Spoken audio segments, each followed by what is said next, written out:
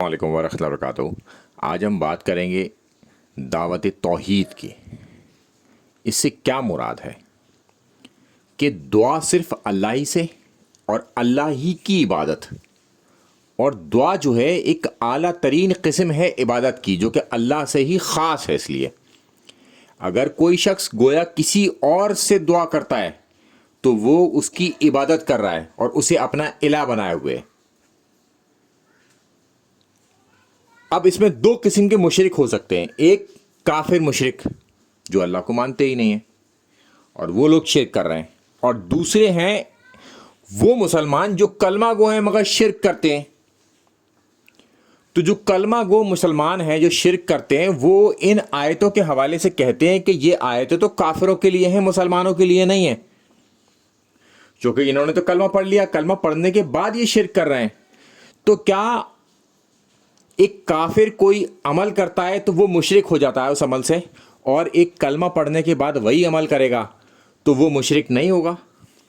وہ کلمہ گو مشرک ہی ہوگا، یعنی کہ اس نے کلمہ تو پڑھا مگر شرک چھوڑا نہیں، اللہ کے علاوہ اس نے اور بھی الہ بنا لیے جن سے وہ دعا کرتا ہے، یعنی کہ ان کی وہ عبادت کرتا ہے، چونکہ دعا تو عبادت کی ایک اعلیٰ ترین قسم ہے، اور اپنی مشکل میں انہیں پکارتا ہے، بھلے ہی مورتی بنا کے نہ پکارتا ہو مگر غائب میں مدد مانگتا ہے ان سے۔ دوسرے شہروں میں بغداد شریف میں مزاروں سے مانگتا ہے، اجمیر شریف کے مزاروں سے مانگتا ہے، اس نے انہیں اپنا الہ بنا لیا ہے۔ آگے سے وہ تعویل ضرور کرتا ہے کہ پیچھے سے اللہ ہی دے رہا ہے، یہ تعویل کرتا ہے وہ، مگر وہ دعا مانگ رہا ہوتا ہے ان سے، یعنی کہ ان کی عبادت کر رہا ہوتا ہے اور اپنی مشکل میں انہیں پکارتا ہے۔ تو اب ہم دونوں طرح کے مشرک کے بارے میں اب قرآن حکیم سے یہ بات آپ کے سامنے رکھیں گے۔ اگر ایک جیسا عمل ایک کافر کرتا ہے تو وہ برا ہے، اگر وہ مسلمان کرتا ہے کلمہ پڑھنے کے بعد بھی تب بھی وہ عمل برا ہی ہے۔ اسے کسی طریقے سے یہ بات حاصل نہیں ہو سکتی کہ یہ کام اگر کلمہ پڑھ کے کوئی شرک کرے گا تو وہ قبول ہے، اور ایک کافر شرک کرے گا تو وہ قبول نہیں ہے۔ شرک دونوں ہی ہیں، اور کلمہ گو کی ذمہ داری زیادہ ہے، وہ تو جانتا ہے، کافر تو جانتا نہیں اور مانتا بھی نہیں ہے، کلمہ گو تو جانتا ہے اور زبان سے مانتا ہے، مگر عمل اس کے مشرکوں جیسے ہو جاتے ہیں کیونکہ وہ آگے سے تعویل کر رہا ہوتا ہے۔ تو ہم سب سے پہلے اس میں آیت لیتے ہیں جس میں اللہ تعالیٰ فرماتا ہے، وہی ہے جس نے اپنے رسولوں کو ہدایت یعنی کہ قرآن اور دین حق یعنی کہ اسلام دے کر بھیجا تاکہ اسے تمہیں تمام دنیا والوں کے لیے اب وہ ایک اللہ تعالیٰ نے ایک اپنی ہدایت کا ایک راستہ بھیج دیا، یعنی کہ کتاب بھیجی، ایک دین بھیجا تاکہ اب لوگ اس پر چلیں اور اسے مانیں۔ جب بھی آپ توحید کی بات کریں گے، شرک کی بات کریں گے تو مشرک آپ کا برا مان جائے گا، یہ بات مشرک کو سب سے زیادہ بری لگتی ہے۔ اب وہ مشرک کوئی بھی ہو سکتا ہے، جب بھی آپ بات کر کے دیکھ لیں کسی مشرک کے سامنے توحید کی یا شرک کی تو فوراً کچھ لوگوں کو آپ کو برا لگ جائے گا آپ کے سامنے ہی۔ تو اب آپ سمجھ لیں کہ یہ لوگ مشرک ہیں، شرک کرتے ہیں، چونکہ شرک کرنے والے کو ہی برا لگے گا۔ اگر میں دعوت توحید کی بات کرتا ہوں تو مجھے کیا پریشانی ہو سکتی ہے، یا کوئی شخص توحید پرست ہے تو اسے کیا پریشانی ہو سکتی ہے؟ پریشانی تو اسے ہوگی جو مشرک ہوگا۔ اب ہم اس کے آگے چلتے ہیں۔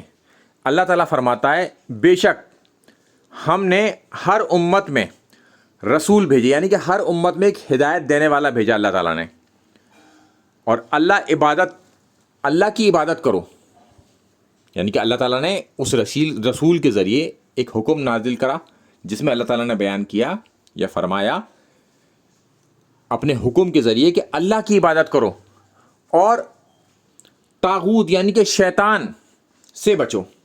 یہ بیسک چیز ہے، مگر شیطان انسان کے پیچھے لگا ہوا ہے۔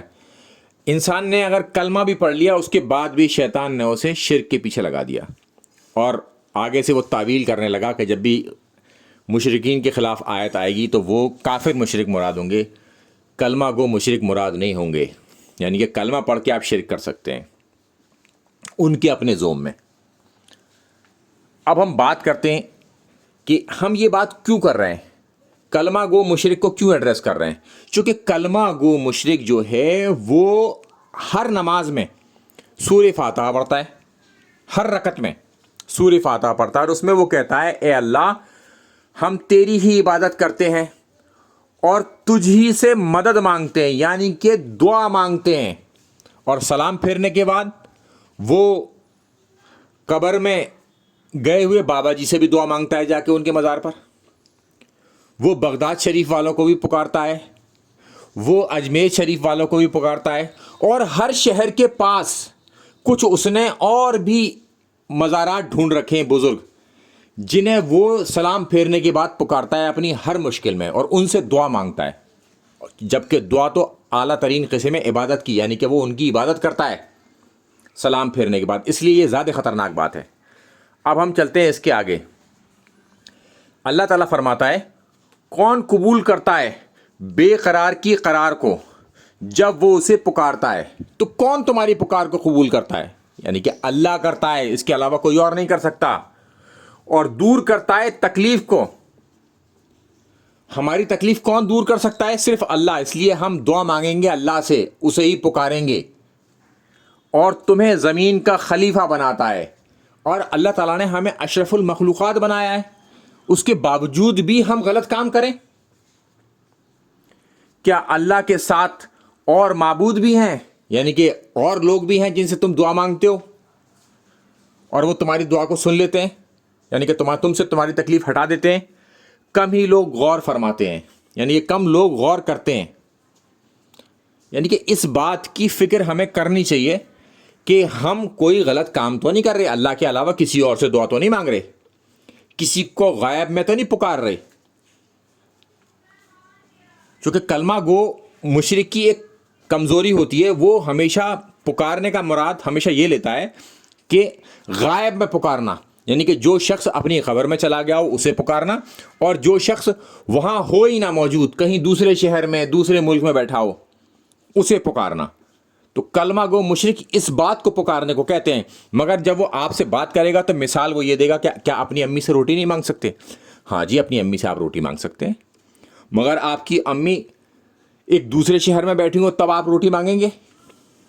نہیں، کیونکہ غائب میں آپ مدد نہیں مانگ سکتے. اور آپ کی امی 10 سال پہلے ہی دنیا سے چلی گئی ہوں تو آپ روٹی مانگیں گے ان سے؟ نہیں، کیونکہ غائب میں مدد صرف اللہ ہی سے. ہاں، اگر امی ہمارے سامنے اور وہ روٹی پکا رہی ہیں تو ہم روٹی مانگ لیں گے ان سے، اس میں تو کوئی حرج نہیں. وہ یہاں پر دھوکہ دینے کی کوشش کرے گا آپ کو. اب ہم چلتے ہیں اس کے آگے. اللہ تعالیٰ فرماتا ہے اور جب آپ سے میرے بندے میرے متعلق سوال کریں یقیناً میں بالکل نزدیک ہوں، یعنی کہ اللہ تعالیٰ تو بالکل ہمارے قریب ہے. تو ہمیں پکارنا کسے؟ اللہ کو. دعا کس سے مانگنی ہے؟ اللہ کی، یعنی کہ اللہ سے دعا مانگنی ہے اور اللہ کی ہی عبادت کرنی ہے. دعا تو اعلیٰ ترین قسم ہے عبادت کی، تو عبادت تو صرف ہم اللہ ہی کی کر سکتے ہیں. تو وہی ہمارے نزدیک ہے، قریب ہے. اور جو مجھے پکارتا ہے، اللہ تعالیٰ فرماتا ہے یقیناً میں بالکل نزدیک ہوں اور قبول کرتا ہوں ہر پکارنے والے کی پکار کو، یعنی کہ دعا کو میں قبول کرتا ہوں جب وہ مجھے پکارتا ہے، یعنی کہ جب وہ مجھ سے دعا مانگتا ہے. پس انہیں بھی چاہیے کہ میرے حکم، یعنی کہ اللہ کے حکم کو مانیں اور مجھ پر ایمان لائیں تاکہ وہ کامیابی پا سکیں. یعنی کہ اب ہمارے لیے کیا حکم ہے کہ ہم اللہ کو پکاریں، اللہ ہی سے دعا مانگیں، یعنی کہ اللہ کی عبادت کریں اور اللہ کے حکم کو مانیں. تب اللہ تعالیٰ ہمیں وعدہ کرتا ہے کہ وہ آگے سے ہمیں کامیاب کر دے گا. اس کے بعد پھر اللہ تعالیٰ فرماتا ہے اور تمہارے رب نے فرمایا مجھ سے دعا کرو. آ گئی بات، اللہ تعالیٰ نے خاص کر دی دعا اپنے لیے کہ مجھ سے دعا کرو. مگر ہم کیا کر رہے ہیں؟ اجمیر والوں سے مانگ رہے ہیں، بغداد والوں سے مانگ رہے ہیں، اپنے آزو بازو کے مزاروں کے بزرگوں سے مانگ رہے ہیں جن کو ہم نے اپنا بزرگ بنا رکھا ہے. ہم ان سے دعا مانگ رہے ہیں. نہیں، ان سے دعا نہیں مانگنی کبھی. اللہ تعالیٰ نے دعا اپنے لیے خاص کر رکھی ہے، ان کے لیے دعا کرنی ہے کہ یا اللہ یہ جو بزرگ بابا قبر کے اندر ہیں ان کے اوپر سے عذاب قبر ہٹا دے، ان کے گناہوں کو معاف کر دے. اس کے لیے دعا مانگنی ہے, نہ کہ اس سے دعا مانگنی ہے, کیونکہ دعا تو اللہ نے اپنے لیے خاص کر رکھی ہے. مجھ سے دعا کرو میں تمہاری قبول کروں گا. تو قبول کون کرے گا؟ اللہ. اس بابا سے دعا مانگنے کا فائدہ ہی کیا جب وہ قبول ہی نہیں کر سکتا. پس جو لوگ میری عبادت یعنی کہ دعا سے تکبر کرتے ہیں, یعنی کہ میرے علاوہ کسی اور سے مانگتے ہیں, جو کہ مانگ رہے ہیں, ان قریب وہ ذلیل اور خوار ہوں گے اور دوزخ میں ڈال دیے جائیں گے. یہ بڑی خطرناک بات ہے کہ ذلیل اور خوار کر کر انہیں دوزخ میں ڈال دیا جائے گا. اب اپنا محاسبہ آپ کو خود کرنا ہے. اس کے بعد اللہ تعالیٰ فرماتا ہے عیسیٰ علیہ السلام اور ان کی ماں کے حوالے سے کہ عیسیٰ علیہ السلام تو رسول ہیں اور ان کی ماں نیکوکار ہیں, مگر یہ دونوں کھانا کھاتے ہیں. یعنی کہ عیسائیوں نے عیسیٰ علیہ السلام اور ان کی ماں کو خدا بنا رکھا ہے.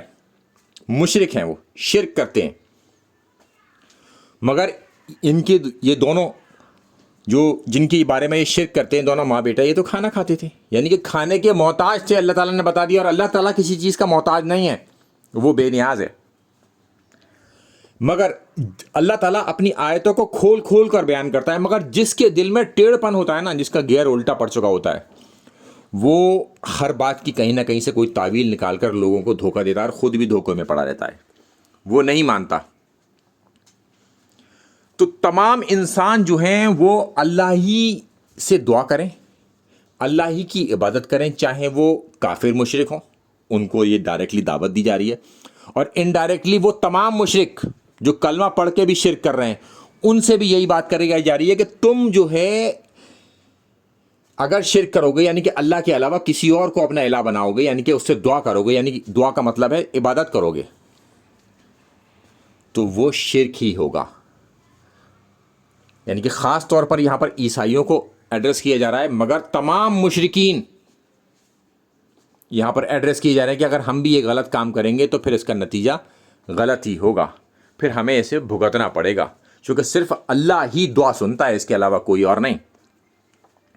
پھر اللہ تعالیٰ فرماتا ہے آپ اپنے رسول صلی اللہ علیہ وسلم سے کہ اللہ کی عبادت کرو, اس اللہ کے علاوہ جن ہستیوں کو, جو بھی ہستیاں ہیں کہ متعلق تم بڑا زوم میں ہو کہ وہ اللہ کے ساتھ مددگار ہیں, یعنی کہ وہ اللہ کے یہاں سفارش کریں گے, یا پھر ان کے ذریعے ہمارا کوئی کام بن جائے گا, ہم ان سے دعا کریں گے, وہ اللہ تعالیٰ سے دعا کریں گے, تو وہ ہمارا کام ہو جائے گا. اکثر لوگوں کے ذہن میں یہ بات بٹھا دی گئی ہے. ذرا ان کو پکار کر تو دیکھ لو, نہ تو وہ تم سے کوئی تکلیف دور کر سکتے, کوئی تکلیف وہ ہم سے دور نہیں کر سکتے, تو پکار کے دیکھ لو, یعنی کہ ان سے دعا کر کے دیکھ لو, اور نہ ہی تمہاری تکلیف کو وہ بدل سکتے ہیں. یعنی کہ اس پر بھی وہ قدرت نہیں رکھتے کہ ایک جگہ سے دوسری جگہ وہ پہنچا دیں. یعنی کہ مشکل کشا تو صرف اللہ ہی ہے, وہ مشکل کشا نہیں بن سکتے. جن بزرگوں کو یہ پکارتے ہیں وہ تو خود اپنے رب کے بارگاہ میں وسیلہ یعنی کہ نیک اعمال کرنے کی جستجو میں رہتے ہیں تاکہ وہ ایک دوسرے سے آگے بڑھ جائیں. یعنی کہ جن لوگوں نیک لوگوں کو انہوں نے اپنا الہ بنا لیا, یعنی کہ ان سے دعا کر رہے ہیں, یعنی کہ ان کی عبادت کر رہے ہیں, وہ لوگ تو خود اللہ تعالیٰ کے یہاں اپنے نیک اعمال پیش کرتے ہیں, یعنی کہ ایک دوسرے سے نیکی میں بڑھنے کی کوشش کرتے ہیں تاکہ وہ اللہ کے زیادہ قریب ہو جائیں, اور ان میں سے اپنے رب سے زیادہ قریب ہو جائیں, یعنی کہ ایک دوسرے کے مقابلے میں, اور اس کی رحمت کی امید کرتے ہیں. یعنی کہ وہ اللہ سے امید اپنی رحمت کے لیے کرتے ہیں کہ اللہ ہم پر رحمت کرے گا, اور اسے عذاب سے یعنی کہ اللہ کے عذاب سے ڈرتے ہیں. بے شک تیرا رب کا عذاب بڑے ڈرنے کی شے ہے. یہ جو عذاب ہے نا اللہ تعالیٰ کا, یہ ڈرنے کی ہی شے ہے, یہ کوئی چھوٹی موٹی چیز نہیں ہے.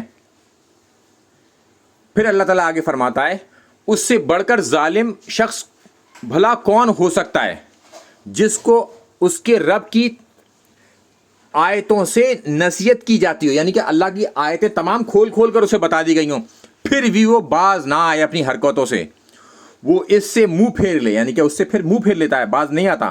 بے شک ہم ایسے مجرموں سے تو انتقام لینے والے ہیں، اور ایسے ہی لوگوں سے اللہ تعالیٰ انتقام لے گا، اب چاہیں کافر مشرک ہو یا کلمہ گو مشرک، کوئی بھی ہو، شرک کسی بھی طریقے سے وہ معاف نہیں ہے۔ اب آگے سے وہ کتنی بھی کوئی بھی تعویل کر لے مگر شرک معاف نہیں ہے۔ کلمہ گو اگر یہ کام کرتا ہے تو وہ اور بھی خطرناک ہے، وہ تو مانتا ہے اللہ تعالیٰ کو، اس کے باوجود بھی وہ کسی اور سے دعا کرتا ہے۔ دعا کا مطلب ہے عبادت کرتا ہے، کیونکہ دعا تو اعلیٰ ترین قسم ہے عبادت کی، اور عبادت صرف اللہ ہی کی۔ السلام علیکم ورحمۃ اللہ وبرکاتہ۔